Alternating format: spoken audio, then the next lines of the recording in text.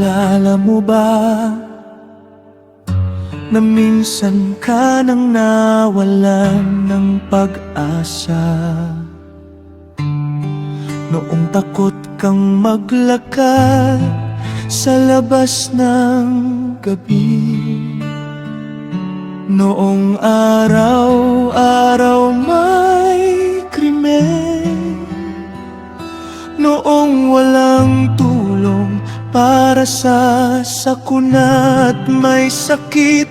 Noong inaabuso ka na at nawawalan ng pag-asa. Naalala mo pa ba noong dumating siya? Noong dala niya ang isang hangarin, isang planong maglilinis at mag-aayos ng bansa. Isang ordinaryong taong may paninindigan. Isang matapang na ama, isang taong may malasakit at totoong pagmamahal sa bansa. Siya si Rodrigo, isang dakilang Pilipino, may malasakit at pagmamahal sa bayan. Siya si Rodrigo, isang amang may puso sa ating bansa.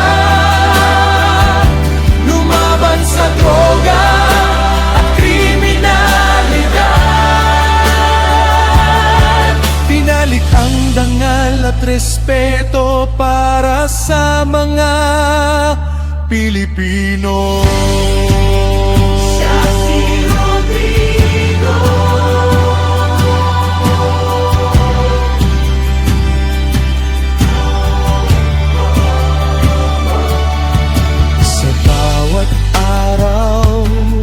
Ng kanyang termino, pinaglaban niya ang disiplina para sa atin.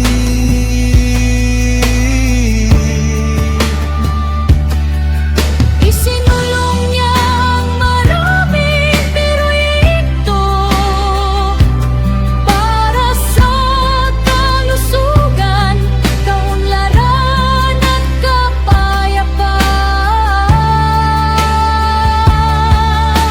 Hindi man siya naging perpekto, pero hinangad niya ang totoong pagbabago. Ang totoong pagbabagong magbibigay ng pag-asa. Ang bawat Pilipino para sa bansang ito. Sinimulan niya sa Davao at minahal siya ng mga tao. Nakilala, naindigan at nanupang protektahan ang Pilipinas. Siya si Rodrigo, isang dakilang Pilipino, may malasakit at pagmamahal sa bayan. Siya si Rodrigo, isang amang may puso sa ating bansa. Lumaban sa droga at kriminalidad. Ibinalik ang dangal at respeto para sa mga Pilipino. At sana sa kanyang laban, huwag nating kalimutan na ang iniwan niyang pagmamahal sa bayan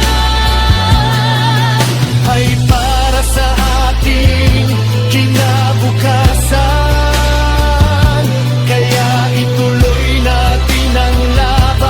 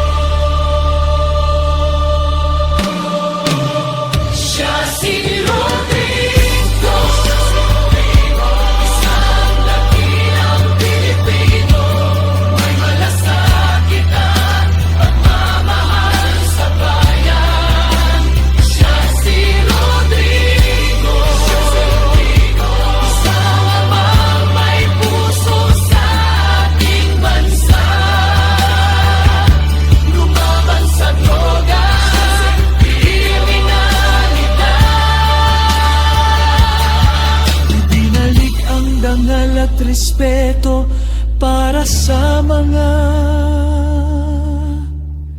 Pilipino.